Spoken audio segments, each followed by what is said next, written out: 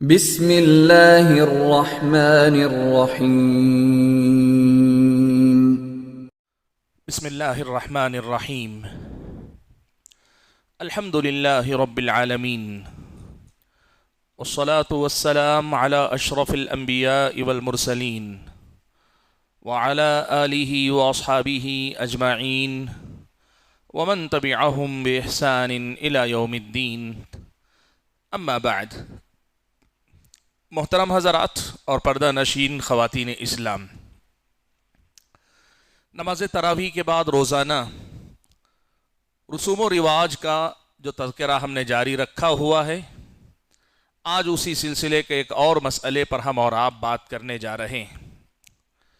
ہمارا جو پچھلا درس ہوا تھا اس میں ہم نے شادی کی رسموں میں سے جہیز کی رسم کا تذکرہ کیا، اور جہیز کی رسم ایک طرف غیر شرعی رسم ہونے کے ساتھ اس کے جو نقصانات ہوئے ان نقصانات پر ہم لوگ بات کر رہے تھے۔ میں آج گفتگو وہیں سے شروع کرتا ہوں اور شادی بیاہ کے جو کچھ اور مسائل رہ گئے ہیں ان پر آج بات ختم کر لیتا ہوں۔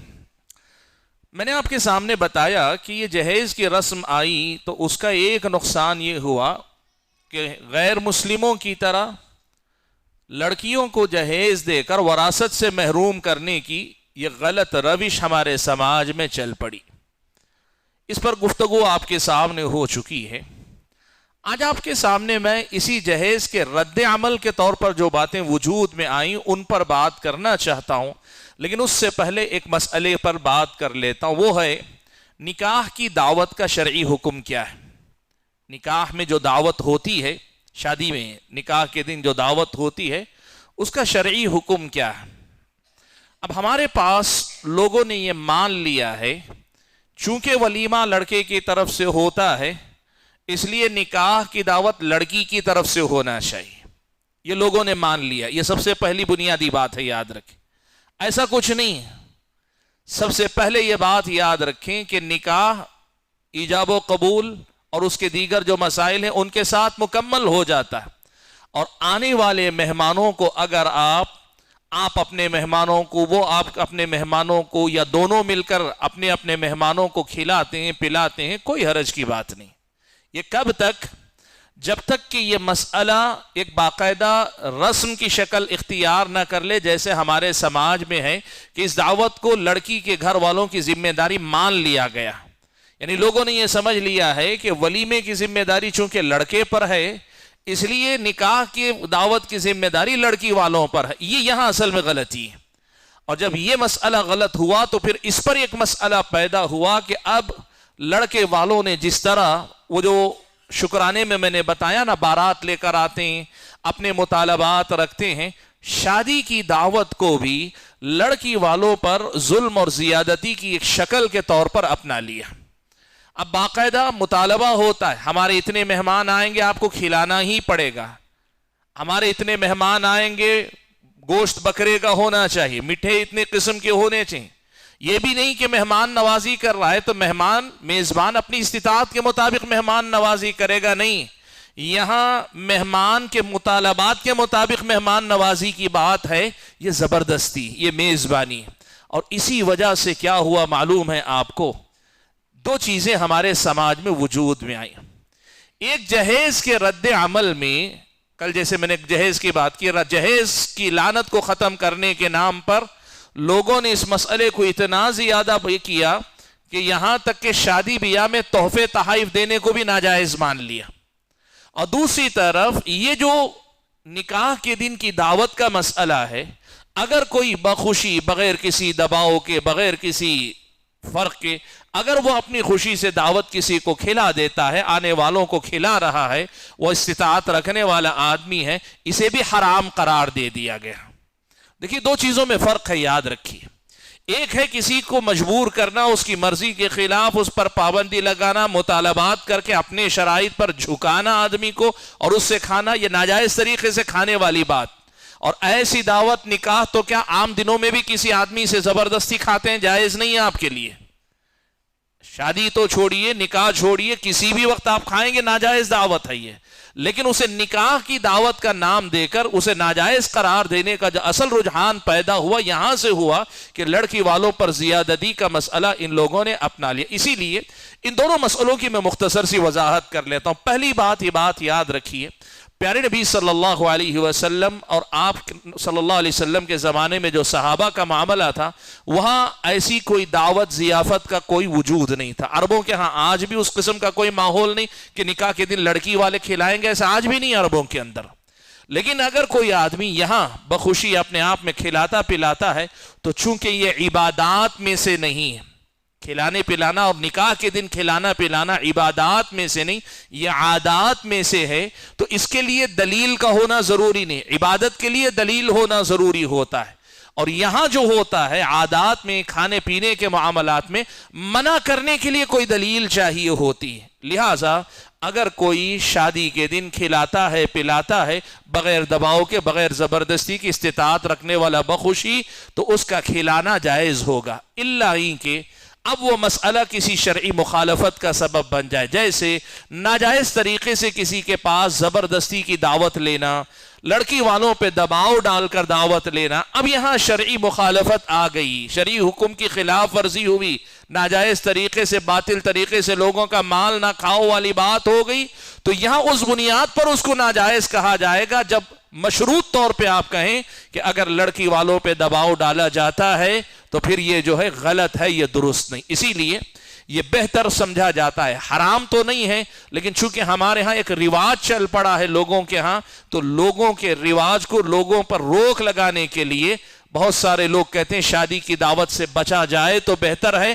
اور واقعتاً یہ بہتر ہے، لیکن اسے حرام کہنا بہرحال جو ہے یہ بے بنیاد بات ہے۔ ناجائز اور حرام کہنا جو ہے یہ غلط ہے۔ جب تک آدمی بخوشی کر رہا ہے، کھلا رہا ہے، پلا رہا ہے، اس میں کوئی حرج کی بات نہیں ہے۔ تو نکاح کی دعوت فی نفسی ہی جائز ہے، نکاح کی دعوت فی نفسی ہی جائز عمل ہے۔ اس کے جائز ہونے کے لیے کسی دلیل کا ہونا ضروری نہیں، اصل چیز اباحت ہے، مباح ہے، الا ان کہ شریعت کی کوئی مخالفت ہو، جیسے ناجائز طریقے سے لوگوں کا مال کھانا، تب یہ جو ہے ناجائز ہوگی۔ اسی لیے اگر کسی دن نکاح میں آپ دیکھیے کوئی شادی کی دعوت کر رہا ہے، لوگ ہمارے پاس یہ سمجھتے ہیں کہ یہ آدمی غلط ہے۔ نہیں، آپ کا غلط سمجھنا غلط ہے، اس کو غلط سمجھنا غلط ہے۔ یہ بات یاد رکھیے، شریعت اسلامیہ میں یہ بات، جس چیز کو اللہ تعالیٰ نے حرام کیا ہے اس کو حلال کر لینا بھی جرم ہے، تو جس چیز کو اللہ نے حلال رکھا ہے اس کو حرام کر لینا بھی اسلامی شریعت کی نظر میں جرم ہے۔ اس میں جو ہے شریعت کے ضابطوں کا لحاظ ہونا چاہیے۔ آپ اگر کہتے ہیں تو یوں کہیے، اگر لڑکی والوں کی مرضی کے خلاف یا ان پہ استطاعت سے زیادہ بوجھ ڈال کے ان سے زبردستی دعوت لی جا رہی ہے تو ایسی دعوت جائز نہیں، وہ نکاح میں ہو یا کہیں اور بھی ہو۔ لیکن اگر کوئی آدمی استطاعت رکھنے والا خوشی سے مہمان نوازی کرنا چاہ رہا ہے، دعوت کر رہا ہے، کھلا رہا ہے، تو اس میں کوئی حرج کی بات نہیں، یہ جائز ہوگی۔ یہ دعوت کے سلسلے میں یہ مسئلہ یاد رکھیں۔ اسی سے ملتا جلتا ایک مسئلہ ہمارے پاس ہے، وہ ہے تحفے تحائف کا۔ پہلی بات تو یہ ہے کہ تحفے تحائف دینا، پیارے نبی صلی اللہ علیہ وسلم سے ایک حدیث مروی ہے، سند ضعیف ہے، سنن میں ابن ماجہ وغیرہ کے، نسائی ابن ماجہ وغیرہ کی روایت ہے، سند ضعیف ہے، لیکن اس میں ایک بڑی تفصیل آئی ہے۔ وہ کیا ہے؟ عربوں کے ہاں ایک رواج تھا کہ لڑکی کا باپ یا لڑکی کا بھائی جو سرپرست ہوتا، وہ اکثر کیا کرتا، لڑکی کا مہر گھٹا دیتا تاکہ لڑکے والے لڑکی کو جس طرح مہر دیتے ہیں ویسے سرپرست کو بھی تحفے تحائف دیں۔ یعنی وہ لڑکی کا سرپرست ہے تو اس کی ذمہ داری یہ ہے کہ اول و آخر وہ لڑکی کے مفادات کا تحفظ کرے، لڑکی کے بھلائی میں سوچے۔ لیکن یہ کیا کرتے تھے معلوم؟ عربوں کے ہاں لڑکیوں پر ظلم کا جو طریقہ تھا اس کا یہ بھی کہ اس کا مہر گھٹا دیتے، اور جو کمی وہاں ہوتی وہ تحفے کے طور پر خود لے لینا چاہتے۔ پیارے نبی صلی اللہ علیہ وسلم نے اس سلسلے میں ایک بات کہی، میں نے کہا نا حدیث ضعیف ہے سند کے اعتبار سے، ورنہ اس مسئلے میں اتنی واضح اور دو ٹوک بات تھی کہ ہم کو آسانی سے مسئلہ سمجھ میں آ جاتا۔ اللہ کے نبی نے کہا کہ نکاح سے پہلے جو بھی تحفہ دیا جائے گا، باپ کو دیا جائے، بھائی کو دیا جائے، وہ سب تحفے اصل میں لڑکی ہی کا مال ہے، باپ اور بھائی نہیں رکھ سکتے۔ ہاں، نکاح کے بعد اگر دیا جائے تو بات الگ ہے۔ اور آگے کہا احق ما اکرم علیہ الرجل ابنتہ او اختہ، آدمی کی اگر عزت افزائی کی جانی ہے، سب سے زیادہ مناسب موقع اگر کوئی ہے تو کسی بہن کی وجہ سے اس کے بھائی کی عزت کی جائے اور کسی بیٹی کی وجہ سے اس کے باپ کی عزت کی جائے. یعنی بہن کے نکاح میں، بہن کی شادی میں اس کے بھائی کو تحفہ دیں، بیٹی کے نکاح میں اس کے باپ کو تحفہ دیں. یہ زیادہ جو ہے حق رکھنے والے لوگ ہیں. لیکن جیسے میں نے کہا حدیث ضعیف ہے، یہ سند کے اعتبار سے سند کمزور ہے. لیکن اس سے ایک مسئلہ سمجھ میں آتا ہے کہ دیکھیے تحفے تحائف دینے کا جو مسئلہ ہے نا، شریعت مسلمہ میں اصل عام حکم یہ ہے کہ اس سے محبتیں بڑھتی ہیں. اللہ کے نبی نے کہا تہادو تحابو، آپس میں ایک دوسرے کو ہدیے دو، آپس میں محبت بڑھاؤ. اللہ کے نبی نے یہ کہا ہدیے دینے سے، تحفے تحائف دینے سے محبت بڑھتی ہے. اور شریعت کا یہ حکم نکاح میں، نکاح سے پہلے، نکاح کے بعد عام حالات میں باقی ہے. اسی لیے اگر کوئی آدمی نکاح میں بھی کسی کو تحفہ دیتا ہے، جیسے لڑکی کو تحفہ دے رہا ہے، لڑکے کو تحفے دے رہے ہیں، وہ تو حقدار ہیں اس دن. ان کے علاوہ لڑکی کے گھر والے باپ کو دے رہا ہے، بھائی کو دے رہا ہے. میری دوستی لڑکی کے بھائی سے، میں دوست کو دے رہا ہوں، اپنے ساتھی کو دے رہا ہوں کہ بھائی تیری خوشی میں میرا تحفہ. یہ جائز ہے، اسے حرام نہیں بنانا چاہیے. لیکن جیسے دعوت میں ہم نے کہا اصل جواز ہے، لیکن خاص صورتوں میں وہ منع کی جا سکتی ہے دعوت، جب ظلم ہو، زیادتی ہو. ایسے ہی تحفے تحائف کے سلسلے میں بھی یہ کہا جائے گا الا ہی کہ یہ تحفے تحائف ایک رسم کی وہ شکل اختیار کر لے. جیسے ہمارے ہاں ایک شکل بن گئی کہ آدمی جب جاتا ہے تو غیر مسلموں کے ہاں کہتے ہیں شگن کا تحفہ، شگن ڈالنا کہتے ہیں. وہ اس کو جانا وہ لازمی سمجھتے ہیں، شادی میں وہ دینا ضروری سمجھتے ہیں. جب ایسی کوئی شکل، اور ہمارے پاس ایک شکل تھی، پتہ نہیں آپ لوگوں میں سے کتنے لوگوں نے دیکھا، یاد ہے یا ابھی بھی ہوتا ہوگا. نکاح جیسے ہی ختم ہوتا نا تو ایک صاحب مائک لے کر کھڑے ہو جاتے اور آدھے گھنٹے، ایک گھنٹے تک اعلان ہوتا فلاں صاحب کی طرف سے دلہن کو اتنے 1000 روپیے، اتنے 100 روپیے کا تحفہ، ایک بند لفافہ، ایک فلاں صاحب کی طرف سے دلہے کو اتنا. ایک لڑکی کے گھر والا، ایک لڑکے کے گھر والا تحفے وصول کرنے کے لیے کھڑا رہتا. یہ اعلان کر کر کے پوری لمبی نکاح کے بعد گھنٹہ بھر اعلان ہوتے تھے. لڑکی کو تحفہ، لڑکی کے باپ کو تحفہ، لڑکی کے بھائی کو تحفہ، لڑکے کو تحفہ، لڑکی کے والد کو تحفہ، لڑکی کی والدہ کو تحفہ. ایک رسم، ایک شکل بن گئی تھی. اس شکل کا خاتمہ ہونا چاہیے تھا اور الحمدللہ بہت حد تک یہ ختم ہو گئی. لیکن اس میں ایک اور پہلو بھی ہے. وہ کیا ہے معلوم؟ لوگ یہ بات سمجھنے لگتے ہیں کہ میں اگر آپ کی شادی میں آ رہا ہوں اور آ کر اگر تحفہ دے رہا ہوں تو یہ ضروری ہے کہ جب میرے گھر کی کوئی تقریب ہو، میرے گھر میں کوئی شادی ہو، کوئی مناسبت ہو، تو آپ بھی لازماً تحفہ دیں. اور حد تو یہ ہے کہ حساب رکھ کر دیتے ہیں، اس نے کتنا دیا تھا میں اتنا دیتا ہوں. یہ ساری خرابیاں جہاں جنم لینا. تحفہ محبت سے دیا جاتا ہے. آج میرے پاس استطاعت ہے، میں 500 روپیہ آپ کو دے رہا ہوں. اللہ نے کل آپ کو استطاعت دی 5000 دیجئے. کل مجھے اللہ استطاعت دے گا، میں 10 سے 50,000 دوں گا. محبت کی بات. لیکن اگر یہ شکل رسموں کی بن جاتی ہے، ایسے تحفے تحائف دینا، اسے لازمی سمجھنا اور دینے والا بھی حساب رکھ کر واپس لوٹانے کی بات کرنا، یہ غلط ہے. یہ غلط ہے. تو تحفے تحائف کا جو مسئلہ ہے، اس مسئلے کو بھی یاد رکھیں، یہ اصل مباح ہے. آج بھی اگر دلہن کو تحفہ دیا جاتا ہے، دلہے کو تحفہ دیا جاتا ہے، یا آپ دلہا دلہن کے گھر والوں میں سے کسی کو بھی تحفے تحائف دیتے ہیں، اس کو حرام مت کیجیے، اس کو ناجائز مت کہیے. شریعت مطہرہ نے ہم اور آپ کو جو دین دیا ہے وہ اتنا روکھا سوکھا بھی نہیں کہ ایک نیا آدمی گھبرا جائے کہ یہاں کہیں کوئی خوشی کے اظہار کا کوئی موقع نہیں. جو چیزیں لوگوں نے غلط ایجاد کی ان کی تو مخالفت کیجیے، لیکن جو جائز ہے ان کو کیوں حرام کر رہے ہیں؟ آج ایک فیشن ہے یہ بھی. وہ کیا ہے؟ باقاعدہ رخے پہ نیچے لکھ دیا جا تحفہ جات لانا منع ہے. کیوں بھائی؟ کیا تحفہ لینا دینا حرام ہے کیا؟ آپ مت لکھیے. ہاں اگر آپ جو ہے اس کو ہمت شکنی اس اعتبار سے کیجئے کہ جو لوگ باقاعدہ اعلانات کرتے ہیں، سب کے سامنے بتاتے ہیں، اس کے سلسلے کو ختم کیجئے. اور ختم ہوا ہے الحمدللہ. اور دوسری طرف یہ جو طریقہ ہے حساب رکھ کر دینا، انہوں نے کیا دیا تھا؟ سونا دیا تو میں سونا دوں گا، پیسہ دیا ہے تو میں پیسہ دوں گا، کپڑا اگر دیا ہے تو میں کپڑا دوں گا. یہ رسم و رواج کی شکل بن جاتی. ان سے باہر نکلیے. اللہ نے استطاعت دی ہے، آپ نے 10,000 روپیہ دیا، میرے وقت پر میرے پاس نہیں، میں 100 روپیہ دوں گا آپ کو، کوئی حرج کی بات نہیں. محبت کے اظہار میں یہ حساب و کتاب نہیں دیکھا جانا چاہیے. تو ان دو چیزوں میں فرق کو یاد رکھیے. تحفے تحائف دینا بھی اصل میں جائز ہے، وہ باقی رہے گا، بلکہ محبت کے اضافے کا اگر باعث بنتا ہے، کوئی رسم نہیں بن رہی ہے تو یہ دینا چاہیے. ہاں اگر کہیں کوئی شکل، کوئی رسم ہے، کوئی حساب کتاب رکھتے ہیں تو پھر وہاں دینے دلانے سے پرہیز کیجئے.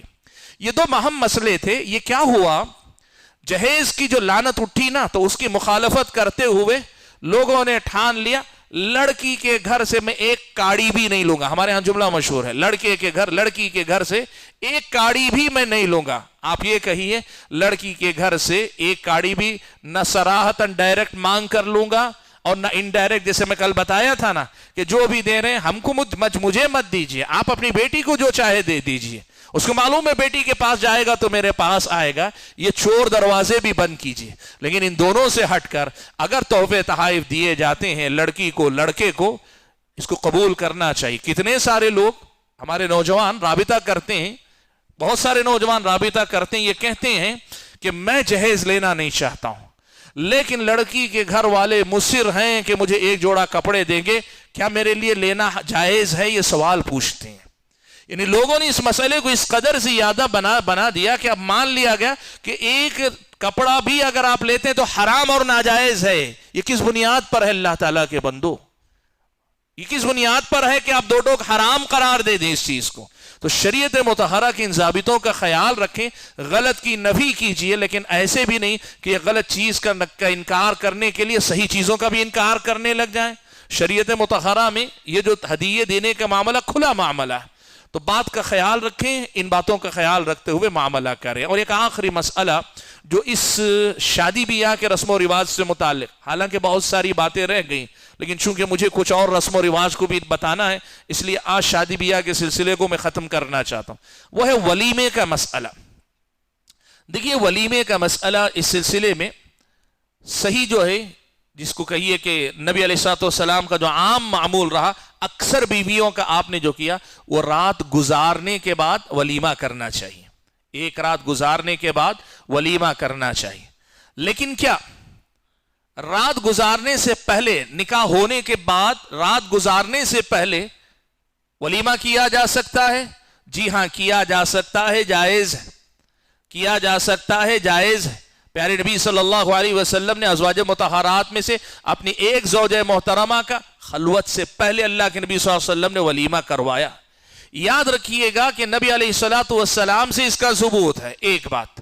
اور دوسری بات یہ ہے کہ یہ جائز ہے، لیکن اس کے ساتھ ساتھ یہ بھی کہ یہاں جائز ہونے کے ساتھ وہ جو شادی بیاہ کی زبردستی کی جو دعوت ہے نا، اس پہ بریک لگانے کے لیے لوگوں نے کیا کیا ہے، ولیمے کے مسئلے کو کہ نہیں، شادی کے ساتھ، نکاح کے ساتھ ولیمہ کر لیں گے تو وہ شادی کی جو دعوت زبردستی کی لڑکی والوں سے لی جاتی ہے وہ لینے سے رکنے میں مدد ملے گی، اس لیے مقدم کیے ہیں. تو کسی مصلحت کے تحت بہتر کے مقابلے میں جائز کی طرف لوگ آتے ہیں تو اس میں کوئی حرج کی بات نہیں ہے. اور اس میں ایک نازک بات میں آپ کو بتاؤں، ہمارے ہاں جو عام طور پہ ایک ہی دن نکاح اور ولیمہ ہو رہا ہے نا، اس میں بھی خلوت کے بعد اصل میں نکاح ہو رہا ہے.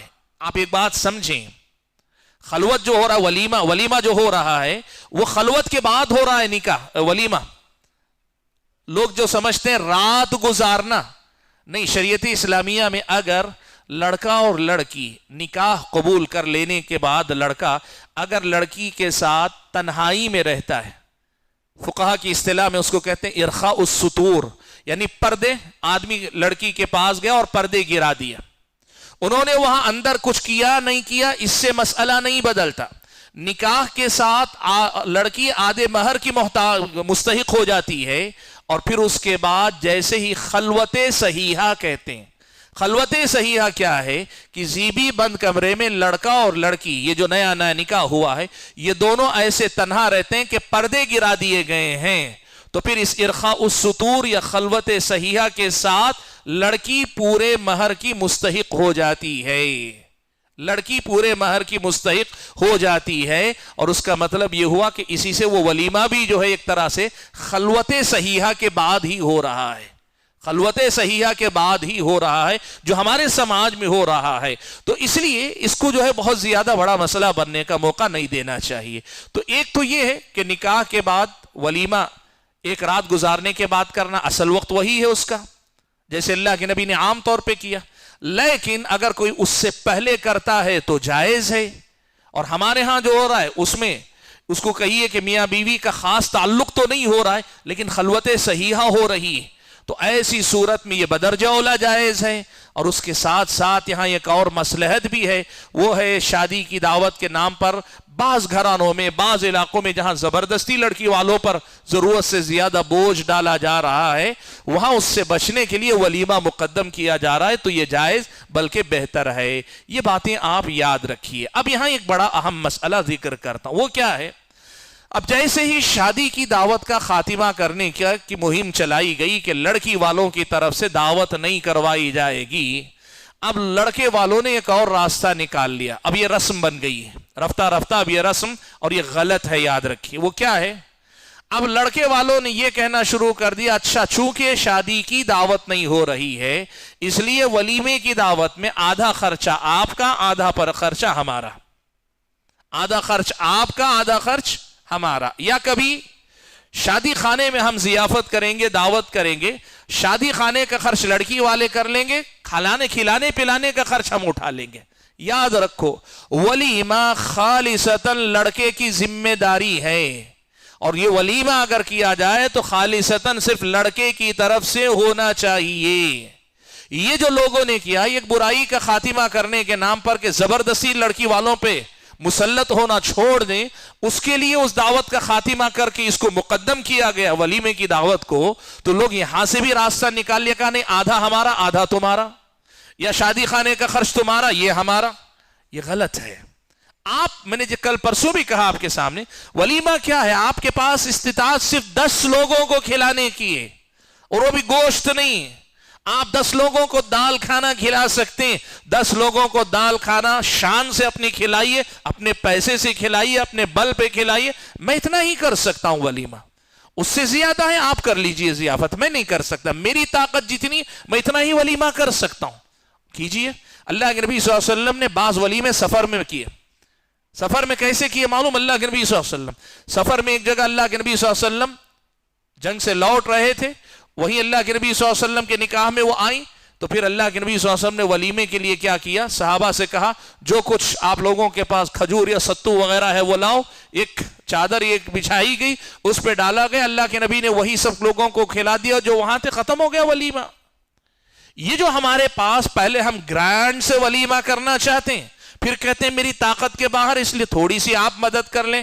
یاد رکھیے یہ ولیمے میں حصے داری نہیں ہو رہی. اگر لڑکی والے دے بھی رہے ہیں یا لڑکی والے شادی خانے کا خرچ اٹھا بھی رہے ہیں، یہ لڑکی والے خرچ نہیں کر رہے ہیں، یہ لڑکے کو دے رہے ہیں. اور لڑکا جو ہے وہ محتاج بن کر لے رہا ہے. اب آپ دیکھیے آپ محتاج ہیں، آپ کے اندر محتاج بن کر لے کر کھلانے کی ضرورت پیش آ رہی ہے. آپ ولیمہ اپنا کر رہے ہیں. بھائی اپنا ولیمہ کرنے کی استطاعت اگر آپ کے پاس نہیں ہے تو جیسے آپ کسی سے بھی مانگ کر پیسہ لے کر مدد لے کے ولیمہ کر سکتے ہیں، ویسا ہی یہ ولیمہ ہے اگر لڑکی والوں کی طرف سے آپ لے رہے ہیں. اس مسئلے کو یاد رکھیے گا. باقی یہ الگ مسئلہ ہے کہ کوئی آدمی یہ کہہ رہا ہے کہ میرے اندر استطاعت نہیں ہے اس لیے میں ان سے تحفہ قبول کر کے کروں گا، فلاں کروں گا. وہ تمہاری اپنی بات ہو گئی، لیکن شکل یہ یاد رکھیے اس میں پارٹنرشپ نہیں ہوتی. ولیمہ خالصتاً لڑکے کی ذمہ داری ہے، اور لڑکی والوں کے حصہ لینے سے وہ حصہ نہیں لے رہے، وہ اصل میں لڑکے کی مدد کر رہے ہیں. اس کو لڑکے کی مدد کہا جائے گا، ولیمے میں حصے داری نہیں کہا جائے گا.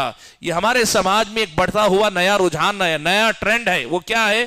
آدھا خرچ لڑکی والے، آدھا خرچ لڑکا، اور شادی محل کا خرچ لڑکی والے اور ضیافت کا خرچ لڑکا. یہ سب چیزیں چھوڑ کر اللہ نے جتنی استطاعت دی ہے اتنی استطاعت میں ضیافت کرنے کی کوشش کیجئے، کھلائیے پلائیے. اور میں نے کہا نا آپ کی طاقت سے بڑھ کر اوپر جانے کی ضرورت نہیں. کتنے سارے سبحان اللہ ہمارے بعض ساتھی ہیں فون کر کے بات، میرے کلاس فیلو ہیں، میرے ساتھی جنہوں نے میرے ساتھ پڑھا ہے لیکن صاحب حیثیت نہیں ہے. وہ فون کر کے باقاعدہ اطلاع دیتے ہیں. کیا اطلاع دے رہے ہیں؟ میری بیٹی کا نکاح ہے، فلاں دن ہے، لڑکا فلاں جگہ سے کیا، ساری چیزیں سنا کر آپ دعا کر دیجئے. ان کی استطاعت نہیں، وہ مجھے نہیں بلا سکتے کہ میں آؤں تو مجھے کھلا سکیں یا مجھ جیسے 25 لوگوں کو کھلا سکیں. کوئی عیب کی بات نہیں ہے، کوئی عیب کی بات نہیں، کوئی عیب کی بات نہیں کہ آپ یہ کہیں کہ آپ میں اطلاع دے رہا ہوں کہ میرے گھر کی شادی آپ لوگ دعا کر دیجئے, بخوشی دعا دے دیجئے. یہ مت کہیے کہ کھلایا نہیں, اور آپ بھی مت جھجکیے کہ میں کھلاؤں گا نہیں تو سماج والے کیا کہیں گے.